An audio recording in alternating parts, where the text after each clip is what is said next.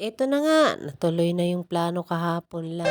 Pumasok na nga kami sa SM. Ayan, kasama ko si auntie, si nanay, at saka si madam, at saka si bebe. Eto, sasakay na kami ng escalator pero parang huminto si nanay. Buting, nagsakay sa escalator.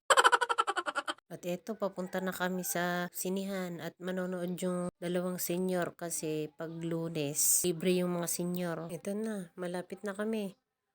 Namimili na sila dyan ng papanoorin. Kaso, naiwan pa ni nanay yung ID niya. Ano ba naman yan? Manang lilipat nga bakit?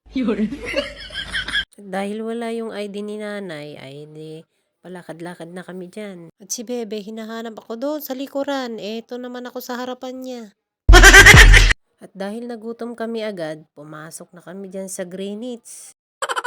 Nagutom agad, wala pa kang nagawa, ay apo.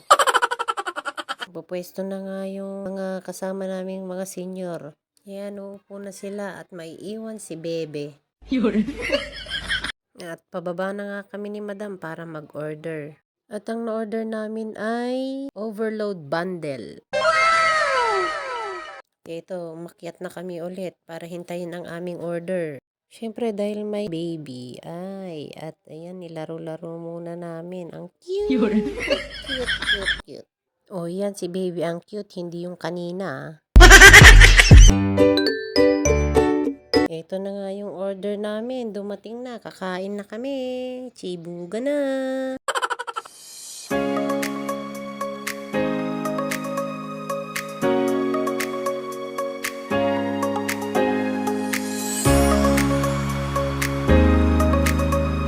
Salamat po sa sponsor abroad.